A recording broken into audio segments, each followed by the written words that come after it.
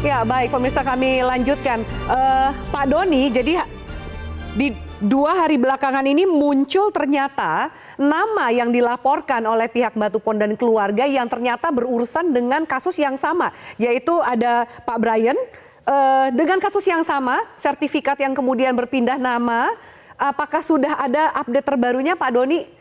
Pelakunya juga sama, inisialnya sama. Apakah kemudian ini bisa dilihat sebagai sebuah sindikat, terutama di daerah Bantul? Ya, ya, ya. Kami juga ada laporan juga kaitannya dengan kasus yang kedua ya, Mas Brian ini ya. Dan pelakunya sama nih. Dan ya kami juga secara kan gini Mbak, kalau di BPN ini kan kita melihatnya secara material lah.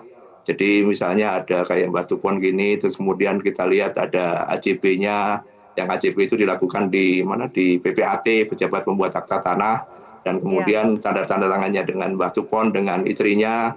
Kemudian sama ini juga di yang satunya lagi ini juga ada tanda tangannya juga. Nah ini mungkin kita juga agak susah karena secara material bukti-bukti bahwa akta jual beli itu sah dan dilakukan di hadapan PPAT, ada saksi-saksinya, kemudian dibawa ke kita, sudah dibayar pajaknya juga. Nah kemudian kan kita itu nggak bisa lah dari segi layanan masyarakat ini kemudian tidak mendaftarkan hal ini gitu, dan kita daftarkan. Nah ini ternyata begitu saat ini juga ada ada laporan-laporan bahwa ini memang pada saat mungkin pada saat akte jual belinya dilakukan itu tidak dibacakan dan tidak dipahami oleh Mbak Tupon, karena memang Mbak Tupon juga mungkin ada kekurangan lah, ada disabilitas di beliau dan kemudian buta huruf.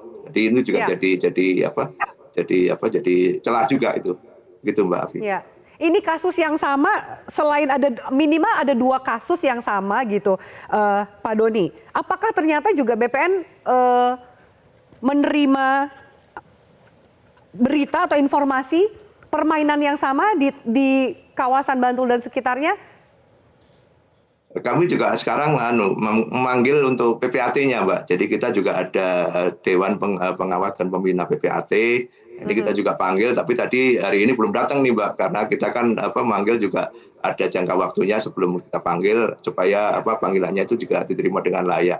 Dan kita juga nanti akan panggil yang kedua kaitannya dengan dengan kasus-kasus seperti ini, karena kan biasanya juga kita juga punya Dewan Pembina itu yang di daerah maupun di wilayah ini Mbak. Nanti kita juga akan kita periksa lah PPAT-nya Mbak. Mungkin segitu Mbak. Baik, harus diperiksa PPAT-nya. Mbak Kiki, Anda mau menambahkan ternyata kasus yang sama juga muncul dengan inisial yang sama yang dilaporkan oleh pihak Mbak Tupon. Ya, semenjak kasus ini bergulir, malah justru nggak hanya itu ya, kasusnya kami sudah menengarai ada 4 kasus serupa yang memang lokasinya dekat-dekat di wilayah Mbak Tupon.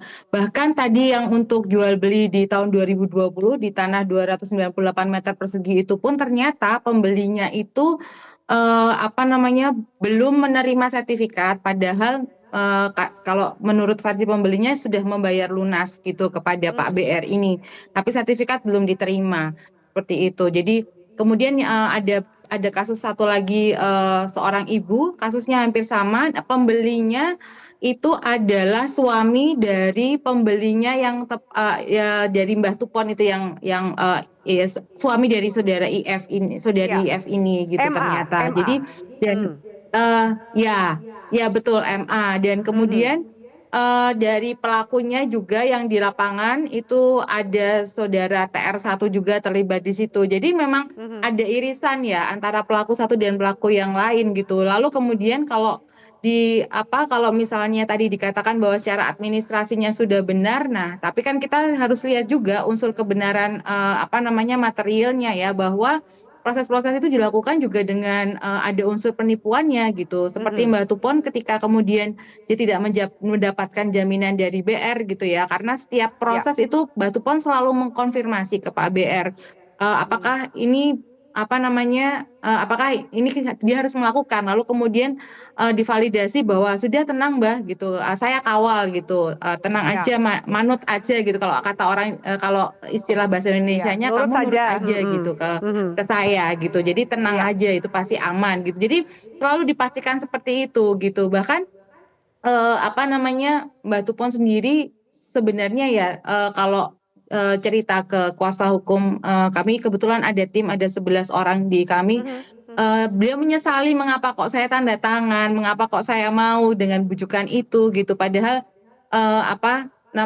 waktu itu dia memang sempat merasa ragu gitu kenapa dia menanyakan kepada Pak BR. Tapi kan dengan sungguh meyakinkan bahwa itu nggak masalah, ini untuk urusan yang kemarin, lalu kemudian urusan pecah sertifikat, ya itu dilakukan oleh Mbak Tupon. Kalau tidak ada hal-hal seperti itu, Mbak Tupon juga pasti nggak akan melakukan hal itu ya, tanda tangan itu gitu. Apalagi kalau nanti dibacakan apa isinya, kan begitu. Baik. Mbak Kiki, kuasa hukum sempat menyampaikan bahwa pekan depan, mungkin sekitar pekan ini akan ada nama tersangka yang muncul dari kasus ini. Sejauh mana Anda percaya bahwa proses hukum berjalan dan kemungkinan besar klien Anda yaitu Mbak Tupon dan keluarga bisa mendapatkan sertifikat mereka kembali? Ya, dukungan dari semua pihak ini cukup besar, terutama karena memang kasus ini sudah menjadi kasus publik ya Mbak, gitu. Jadi Polda juga serius untuk mau menangani kasus ini. Di minggu ini dari hari Senin kemarin sampai hari Senin sampai hari Rabu ini akan dilakukan pemeriksaan terlapor, dan memang kalau kemudian bukti-bukti sudah dianggap cukup untuk bisa naik ke penyidikan, polisi akan menaikkan status dari penyelidikan ke penyidikan. Begitu kemarin disampaikan oleh Pak Tri ya, kebetulan beliau adalah Kasubdit yang memeriksa perkara ini pada saat olah TKP itu. Ada rencana dari kepolisian demikian gitu setelah mendapatkan keterangan dari para terlapor. Gitu. Baik, di sini ada anggota Ombudsman RI Pak Dadan. Pak Dadan, kalau mendengar tadi cerita dari Mbak Kiki, kemudian penjelasan dari Pak Doni gitu selaku BPN dari DIY Daerah Istimewa Yogyakarta, apa yang bisa Anda sampaikan? Dan BPN tentu juga ya mereka mungkin caranya sudah benar legal secara administratif gitu, tapi ternyata di balik itu ada cara-cara penipuan yang dilakukan. Ya. Saya kira kalau untuk kasus Mbah Tupon ini dari konstruksi yang dijelaskan kuasa hukum tadi ya, dan Pak Doni juga, saya melihat memang ini unsur pidananya sangat kental ya. Tinggal bagaimana Polda ya dan penegak hukum bisa membuktikan ini. Tapi yang jadi problem sebetulnya tindak lanjut ya. Nanti kalau memang sudah terbukti kasus pidananya, tentu setelah kasus pidana mungkin ada tersangka dan terpidananya, tapi ada nanti proses keperdataannya nih, siapa yang betul-betul memang berhak untuk memiliki, yang sah menjadi pemilik tanah tersebut. Nah ini kan agak beda antara pidana dengan perdata. Nah ini memang nanti harus ditindaklanjuti dan harus dikawal dua-duanya gitu ya. Bisa saja dalam banyak kasus pidananya orang dihukum dan sebagainya, tapi masalah keperdataannya melayang begitu saja gitu. Ada juga yang seperti ini memang harus dikawal. Jadi mungkin Kanwil BPN berserta Kantah tentu ketika melakukan pemblokiran nanti ya harus sampai ujung keperdataannya juga selesai gitu, baru dibuka blokirnya setelah terbukti siapa yang memang sah ya secara hukum menjadi pemilik. Nah tapi di luar persoalan itu memang kasus yang semacam ini ya, mafia tanah itu banyak celahnya ya. Ini kebetulan kan jual beli perorangan gitu ya. Ada juga proses-proses lain yang memang mafia tanah itu banyak bermain di sana. Misalkan kasus pembebasan lahan gitu ya. Kemudian juga kasus proyek pemerintah juga ya, ketika pengadaan itu ada mafianya juga ada gitu ya. Banyak sekali. Kemudian juga saya pernah nanganin kasus di Jawa Timur, itu program sertifikasi massal ya. Sertifikasi massal itu orang menyerahkan ke aparat gitu ya untuk mengurusi gitu ya. Kemudian juga entah berapa tahun gitu ya. Sama modusnya. Atau sudah ganti nama? Tidak selesai-selesai menurut pengakuan dari korban ya. Mereka tidak tahu udah selesai, padahal ternyata udah selesai gitu ya. Jadi sertifikasi massal itu belakangan juga sama ini, ada orang tiba-tiba dari bank nagih gitu ya ke ini Pak, ini kredit macet loh. Kapan saya pinjam uang ke bank gitu ya, pinjam uang ke bank segala macam. Oh ini agunannya ini sertifikat gitu loh. Dia kaget loh. Ya. Memang udah ada sertifikatnya, bukankah saya sedang membuat sertifikat dan memang belum jadi-jadi sertifikat masa itu sampai 18 orang gitu ya. Nah, jadi pola yang dialami oleh Mbak Tupon dan keluarga ini jadi pola yang cukup lumrah dilakukan oleh penipu ya, tanah ini ya? antar orang per orang ya. Penipuan tanah ini ada yang masa dilakukan oleh perangkat yang mengurusi itu. Kita sempat mengusut gitu. Kita tanya ke kepala Kantah ya. Kantah ternyata oh betul Pak, ini sertifikat sudah jadi dan sudah diserahkan gitu. Waktu itu kita menginvestigasi kenapa ini bisa diserahkan ke bukan pemiliknya.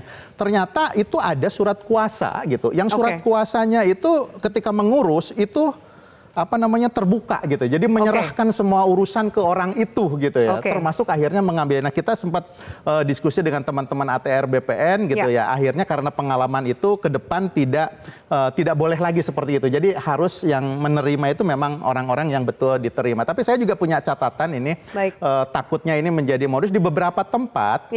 Kantah ya itu melaporkan sertifikasi massa PTSL sudah tercapai sekian persen. Kami ada data di kantor perwakilan kami, itu datanya yang masuk ke kementerian udah selesai sertifikatnya. Tapi sertifikatnya belum dibagikan sampai berapa tahun. Nah ini bisa jadi celah juga nih orang berbuat jahat gitu loh. Makanya memang kami sedang bikin kajian di mana saja yang sudah selesai. Kemudian kami ingin koordinasi dengan Kementerian ATR BPN supaya memang betul-betul itu diserahkan ke pemiliknya segera kalau sudah jadi itu. Jangan hanya dilaporkan saja ke kementerian, oh ini udah selesai sertifikatnya sekian, tapi ternyata di masyarakat belum diterima diserahkan, gitu ya. belum diterima. Oke, baik. Pak Doni, kalau kemudian sekarang ini kan sepertinya anggaplah ada 2, bahkan tadi sempat disampaikan oleh Mbak Kiki ada kasus lain juga sekitar 4 kasus dengan modus yang sama di daerah pimpinan Bapak gitu. Apa yang perlu dilakukan dan harus melapornya kemana Pak? Nanti kita harus jeda, kita lanjutkan sesaat lagi. Tetaplah bersama kami.